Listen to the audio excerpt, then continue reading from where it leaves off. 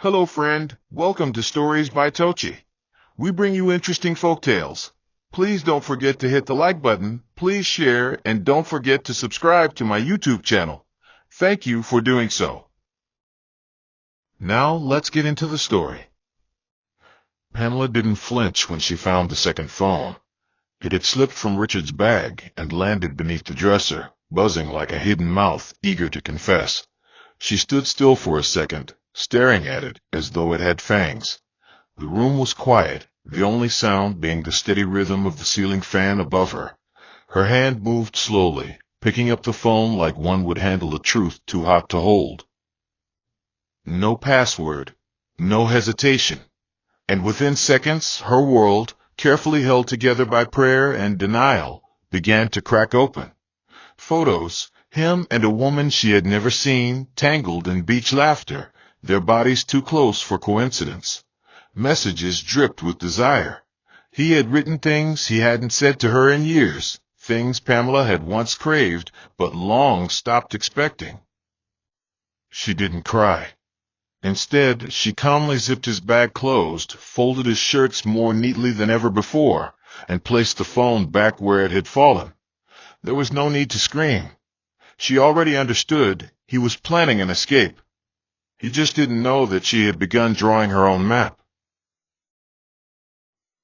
That evening, she served his dinner like nothing had changed. The goosey soup with tender goat meat, just the way he liked it. He came in whistling, humming an old tune from their early days. "You always take care of me," he said, tapping her on the back. She smiled, the kind of smile that had learned how to wear pain like perfume. As he ate, he talked about an upcoming trip, business-related, of course, and how he'd be away for a few days. Pamela nodded, her eyes soft, her voice even softer. "Take all the time you need." That night, when he snored beside her, she lay wide awake, listening to the sound of betrayal wrapped in peace. It wasn't rage she felt. It was a quiet fire, one that didn't need oxygen. She had spent years shrinking, folding herself into the corners of his needs, but now, in that stillness, she began to rise slowly, silently, like dawn cracking the edge of a long night. She didn't know exactly how it would all unfold, but one thing was clear. Richard's vacation would not be the only departure. By morning, she was already making calls. Her first was to Ogden, their family accountant, who had always respected her gentle nature. She asked for a simple breakdown of their financial standing, just in case something ever happens, she said with a light laugh. Ogden didn't suspect a thing. Within a few hours, Pamela had access to documents Richard had carelessly left under both their names. One property was even solely hers, gifted to her in the early days when Richard was still showing off. She visited each location one by one over the next few days, always with a calm expression, never drawing attention. The tenants greeted her respectfully, unaware that she was collecting more than rent. She was collecting power. She made inquiries with brokers, whispered questions to lawyers, and never missed a beat at home. To Richard, she remained the quiet wife. To the world, she had become a storm with lipstick and a steady hand. She didn't need to ruin him. She only needed to free herself, and she knew exactly where to start. The day before he traveled, she ironed his clothes and packed his bags without complaint. He kissed her cheek, held her waist a second longer, and whispered, "You're the best thing in my life." She returned the gesture, brushing his collar gently, hiding her shaking fingers. That night, she stood by the window long after he had drifted into sleep, the city lights blinking below like quiet witnesses. In her heart, a decision had settled. When he walked out that door, he would not be returning to the same life. His lies had taken flight with another woman, but Pamela's silence had gathered wings of its own. She wasn't going to break his world with a fight. She was going to vanish from it, strategically, lawfully, completely. And when he'd come back, sun-kissed and smug, ready to continue where he left off, he would meet an empty throne and realize too late that the queen had taken the crown, the castle, and the key. The days that followed passed like shadows on a sundial, slow but purposeful. Pamela moved through the house, like a woman carefully sweeping broken glass barefoot. Every corner seemed to whisper his secrets now, and yet she smiled through it all, refusing to allow a single crack in her mask. In public, she was the doting wife, the composed mother, the woman who always said, "I'm fine," even when the floor under her feet was trembling. In private, she was a strategist with a ticking clock in her chest. Richard's trip was only days away, and his ignorance was the one luxury she would not afford him much longer. But timing was everything. If she moved too early, he'd catch wind of the storm. If she moved too late, she might drown with him. So Pamela chose to move like the moon, silent, patient, inevitable. She began by visiting the Greystone duplex. It was a property Richard had bought 2 years ago under a friend's company name, but had since transferred to her out of convenience when he needed to liquidate something fast for a short-term contract. He never bothered to reverse the paperwork. A lazy oversight. A gift from fate. Pamela stood at the gate, her fingers brushing the metal as if asking permission. When the tenant opened the door, she smiled. "I'm the owner," she said gently, producing the deed. "And I'd like to speak about a few changes." The man nodded, unaware he had just shaken hands with the beginning of the end. Back in Brookford, Richard busied himself with flight confirmations and hotel upgrades, his laughter echoing through the hallway like a man who'd never stolen joy. At night, he kissed Pamela's forehead and whispered things like, "You're the backbone of this house," while texting Fiona under the table. His deception was bold, almost athletic, and yet so fragile it could be shattered with a whisper. Pamela watched him with the stillness of a hunter. She no longer tried to decode his lies. Instead, she studied the rhythm of his distractions, the way he checked his phone twice before replying to her, how he started avoiding evening prayers with the children, how he complimented her only after she complimented him first. The man she once adored had become a stranger in her own bed, and she had no intention of mourning someone who chose to become a ghost. On the third day, she visited the Allerton warehouse, listed under their company, but co-signed by her. She wore a crisp white blouse and carried a file with sale inquiries already typed and printed. The agent she met didn't ask many questions, especially not when she quoted a price slightly below market value. "Are you sure you want to go this low?" he asked, surprised. Pamela smiled.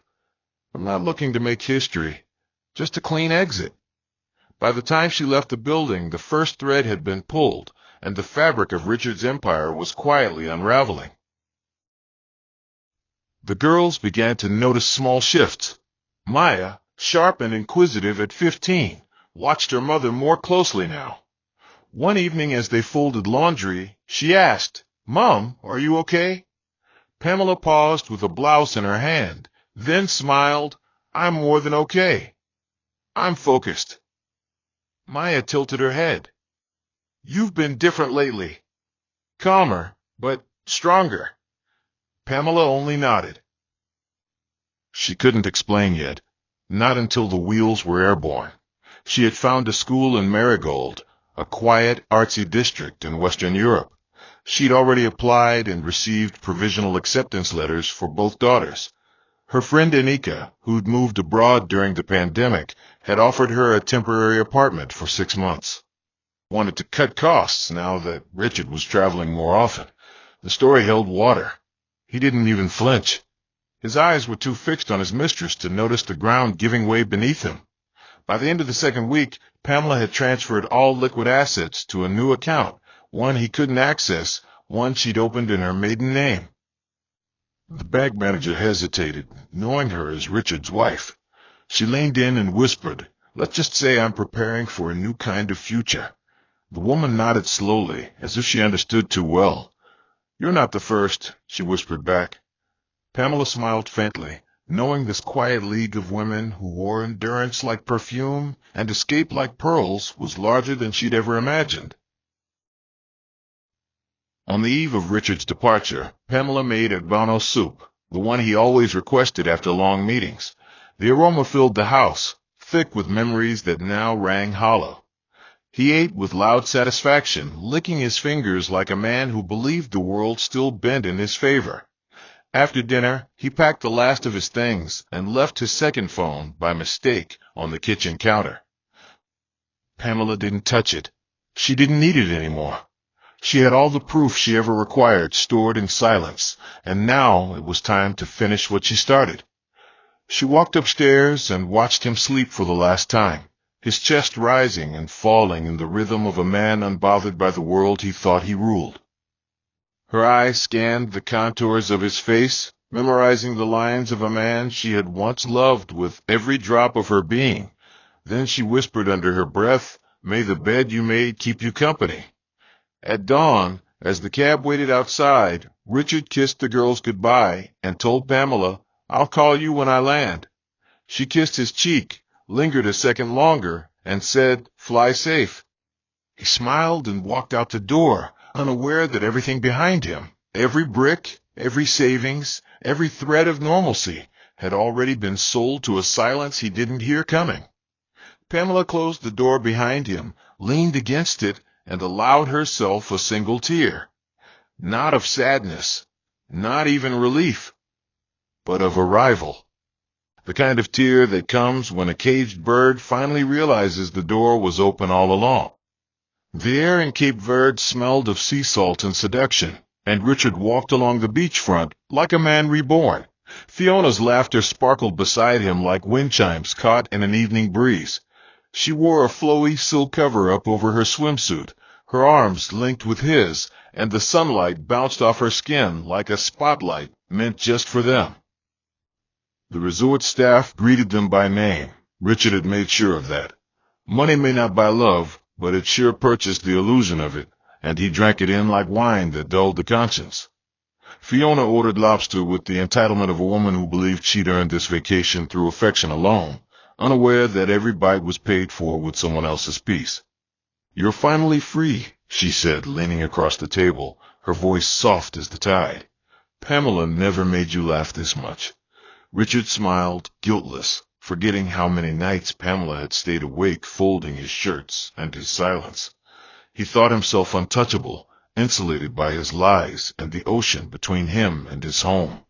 But even the sun has blind spots, and Richard didn't know that while he soaked in cocktails and compliments, his kingdom back in Brookford had begun to crumble like old cake.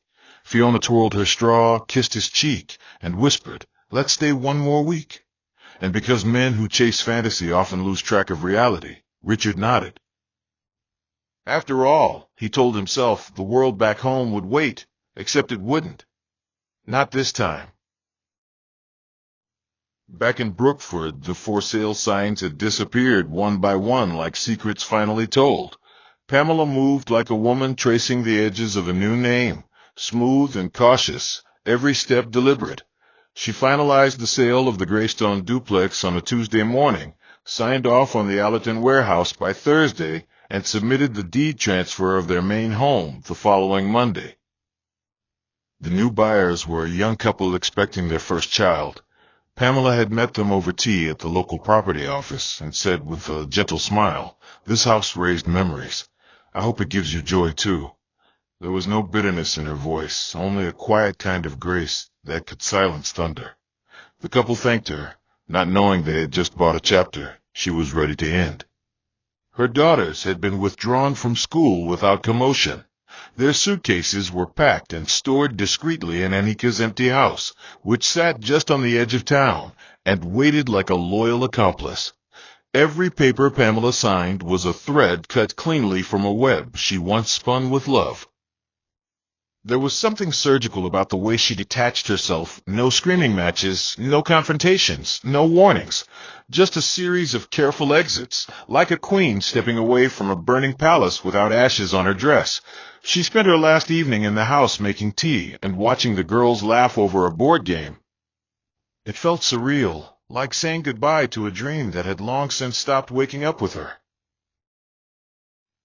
2 days later, Pamela's passport was stamped in the quiet efficiency of an airport where no one asked too many questions. She stood in line with her daughters, the boarding gate ahead, her heart heavy not with regret but with relief.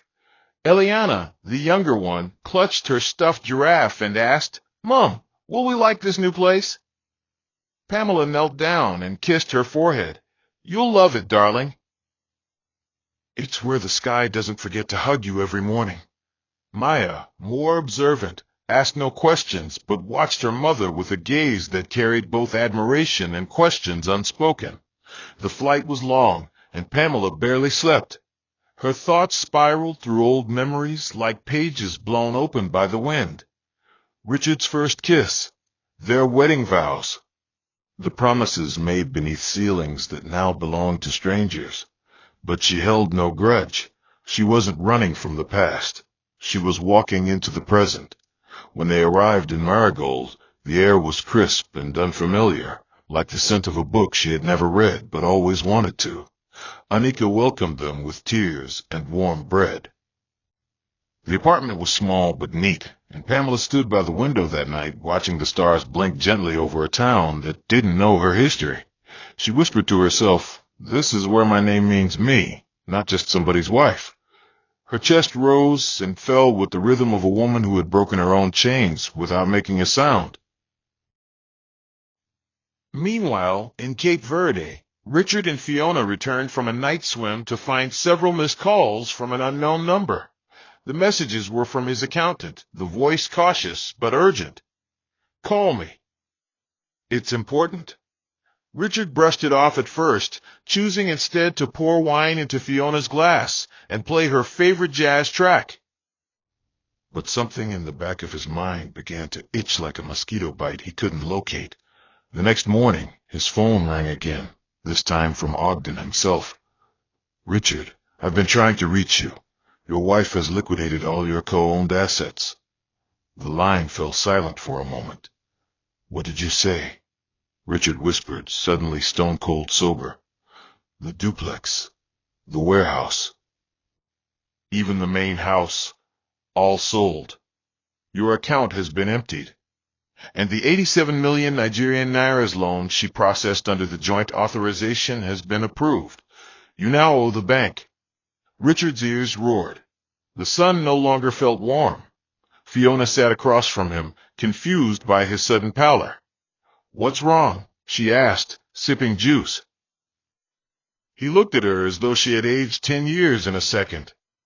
His mouth opened, but no words came out.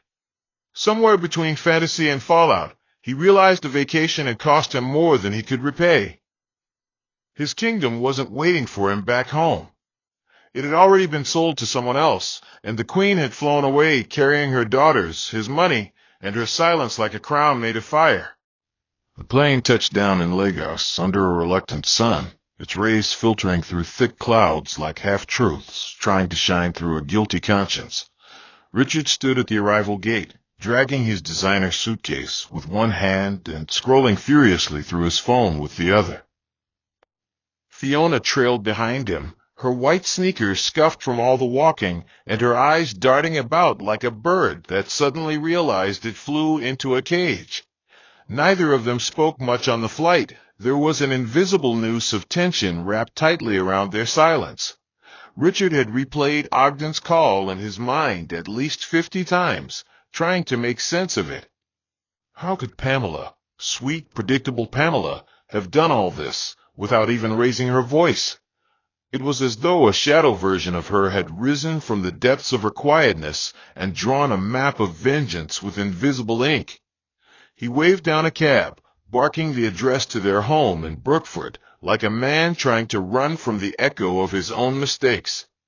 When they arrived at the estate, Richard froze.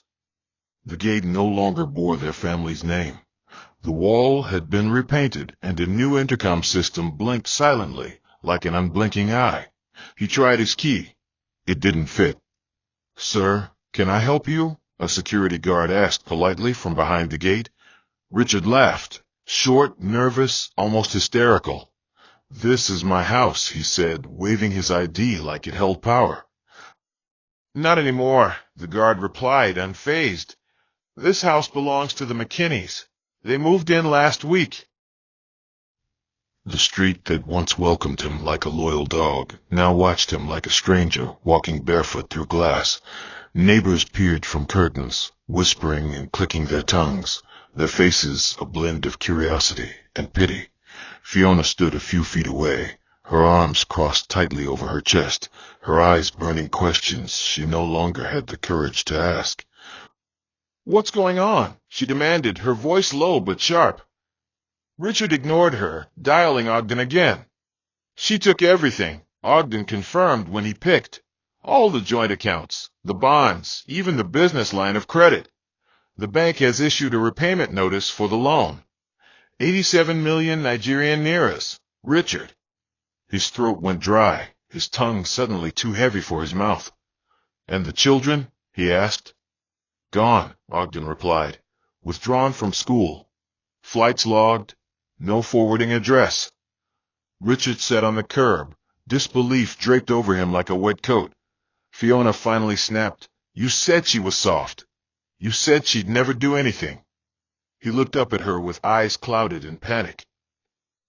"She never raised her voice, not once." It was only then that he understood Pamela hadn't shouted because she didn't need to. She had chosen silence as her sword and precision as her shield. While he danced with temptation, she had choreographed her escape with the grace of a ballerina and the cunning of a fox.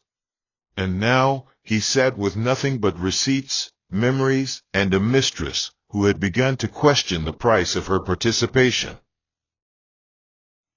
By the time Richard made it to the bank, the loan officer greeted him with the flat tone of someone who dealt in realities, not regrets. "Your account has been depleted, sir. The loan was taken under both names with all necessary verification. You signed the documents electronically 5 months ago." Richard blinked. "What documents?" The officer pulled them up. There it was, his signature, his authorization, his consent. This is forged," he stammered. The officer only offered a weary smile. "Digital authorization with verified IP logs and facial recognition, sir. If there was fraud, it's not traceable on our end." Richard staggered out of the bank, his ears ringing and his mind racing. He called a lawyer, who told him point blank, she didn't break the law. The accounts were joint. The properties were legally sold under her name or co-signed. You can sue, but the court will likely laugh. The sky above Brookford rumbled as if mocking his dissent. His empire had folded like cheap origami, and all he had left was a phone full of Fiona's beach selfies and debt that grew interest by the day. That evening, they checked into a short-stay apartment in the outskirts of town. Fiona, once radiant with dreams of yacht weekends and champagne brunches, now sat on the bed with her arms folded and her lips curled.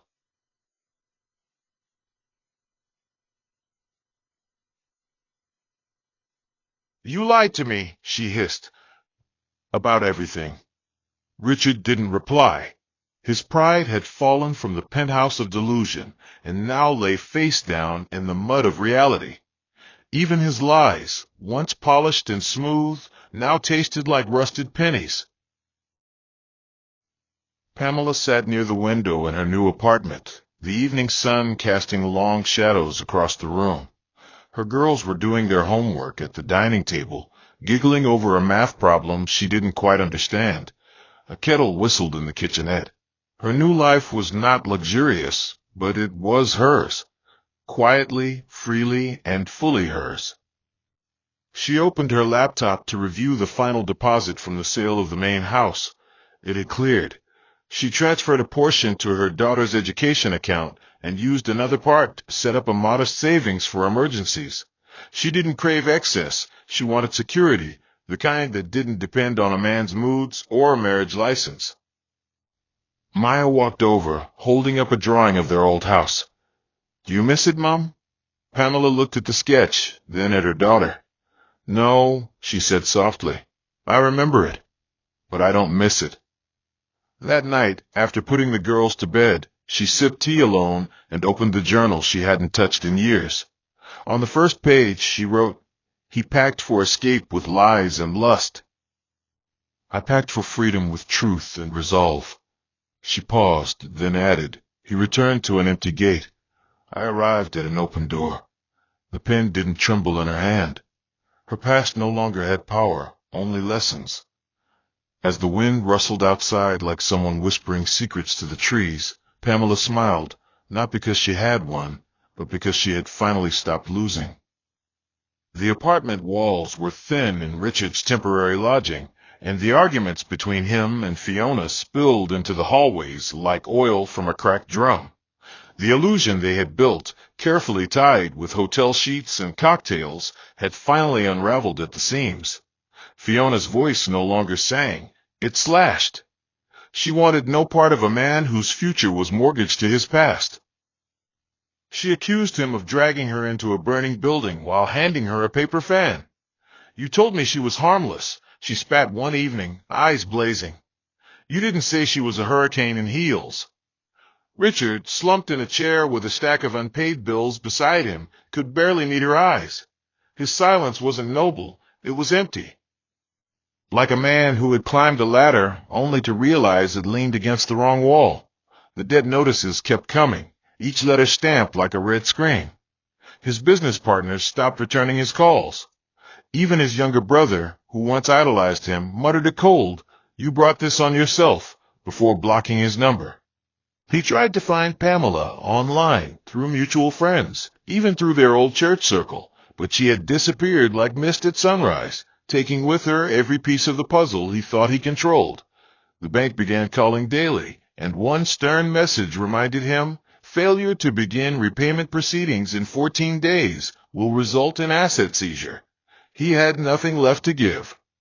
For a man once admired for having everything, he now carried nothing but shadows and the echo of a woman's quiet justice.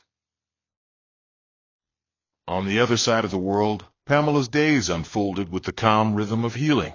She found a part-time job at a local fashion co-op in Marigold, stitching custom pieces for high-end clients who admired her clean lines and quiet mastery.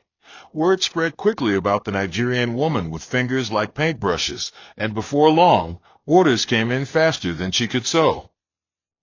The workspace was small, but the light from the skylight poured in like hope through stained glass.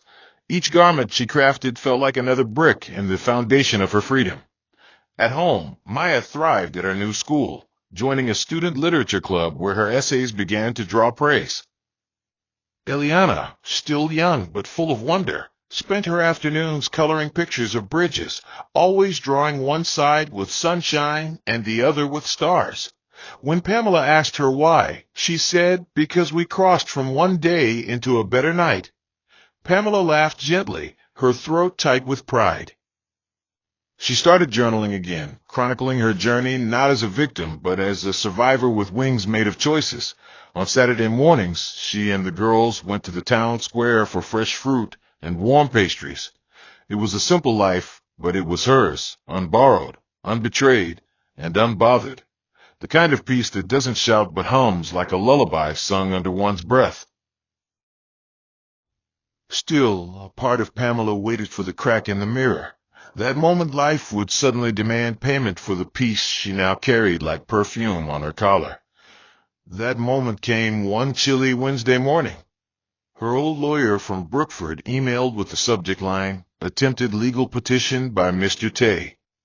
Pamela opened it slowly, sipping her tea like a woman not in a rush to resurrect old ghosts. Richard had filed a desperate motion requesting that the sale of the properties be reversed, claiming he had not given informed consent. The lawyer's message, however, was calm. "Dismissed in under 15 minutes, it read. "Your documentation was airtight." The judge barely blinked before rejecting it. "You're safe. He looks broken, Pamela." She stared at the screen for a long time, her tea now cold.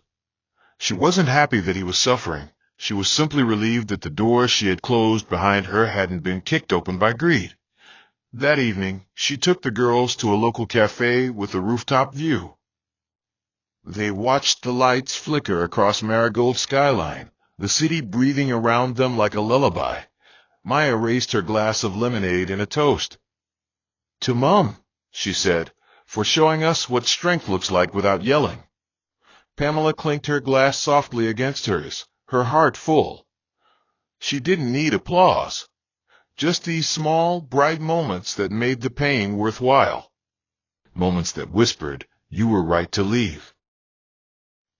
Fiona packed her bags in the dead of night, slipping out of the apartment like a regret leaving a man's life unannounced. She left behind only a note written in lipstick on the mirror. "I didn't sign up for ashes." Richard woke to silence, the kind that pressed against the walls and reminded you of all the things you shouldn't have said or should have.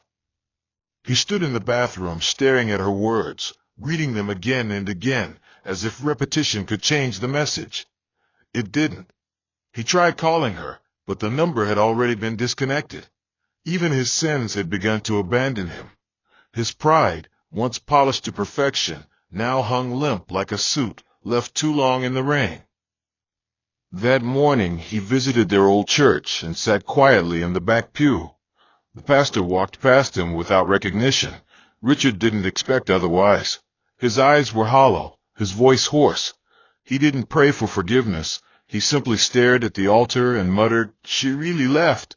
In that moment, for the first time, he understood what it meant to be truly alone, not just without company, but without comfort, without defense, without anything left to excuse the choices that led you to ruin.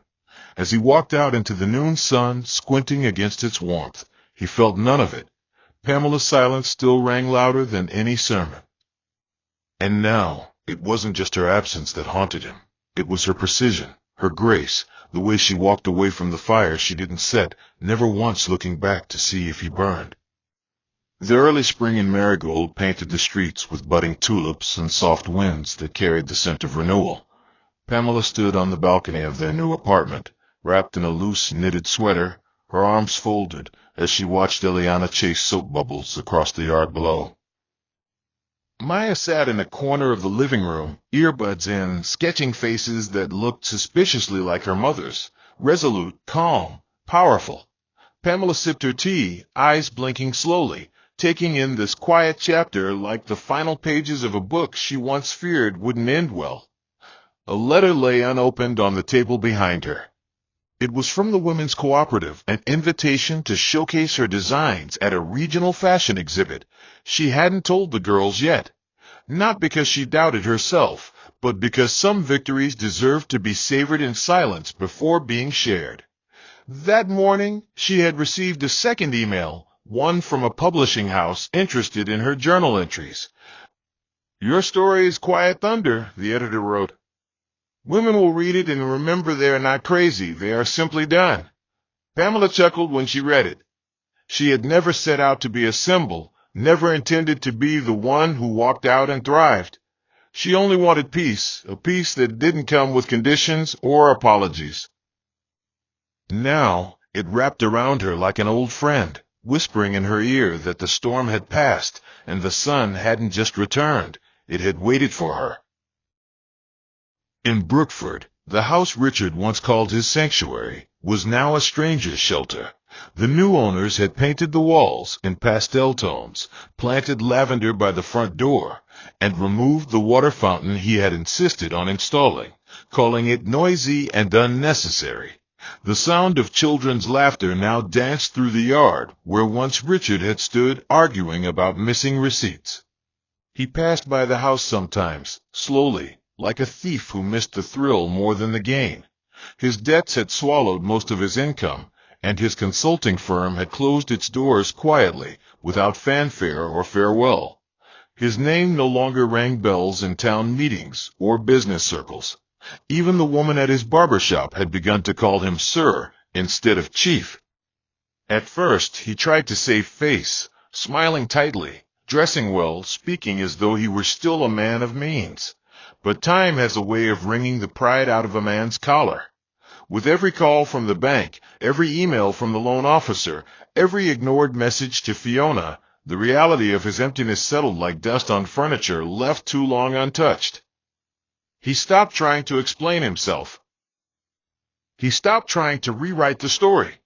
Some nights he sat alone in his cramped apartment, scrolling through old photos, Pamela in her wrapper, laughing beside the girls, her head tilted the way she always did when she was genuinely happy. He hadn't seen that tilt in years, and now he never would again. It was a grace he buried when he traded home for heat. On a rainy afternoon in Marigold, Pamela finally told her daughters about the fashion showcase. They squealed with joy, Eliana jumping into her lap while Maya clapped her hands like a child again. "Are you nervous?" Maya asked. Pamela smiled. "Not nervous. Just grateful." That night, they celebrated with homemade jollof and sparkling water, laughter spilling from their windows like music.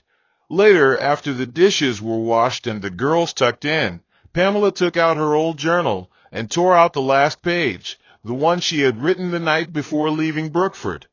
She didn't need it anymore. Her life had moved past it.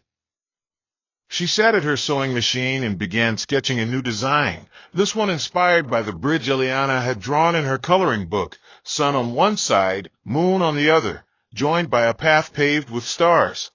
As the machine hummed and the rain tapped on the window pane, she whispered a quiet prayer, not for more, not for less, but simply for continuation. She didn't want her journey to be an anthem. She only wanted it to be a mirror, something that reminded other women that strength could wear slippers and still move mountains. Not every war needs a battlefield. Some are won in kitchens, at school drop-offs, and the quiet closing of shared bank accounts. Weeks later, at the exhibit, Pamela stood backstage in a black wrap dress she had sewn herself, her fingers grazing the beaded hem as models walked past in her pieces. Her booth had drawn attention, vibrant, dignified, unapologetically African. A woman in a sharp suit approached her with a soft smile and said, "Your collection tells a story." Pamela nodded, her voice steady. "It's been waiting to be heard." After the showcase, Maya gave a short speech on her mother's resilience, her voice trembling just enough to break hearts and win applause. Backstage, Pamela wept, not out of sorrow, but out of release. As she embraced her daughters, she thought of all the women who had ever stayed too long, loved too deeply, or lost themselves while building others. She hoped someone watching would know it's never too late to choose yourself. That evening, as they walked home beneath a lilac sky, Pamela paused at a bridge near the center of town.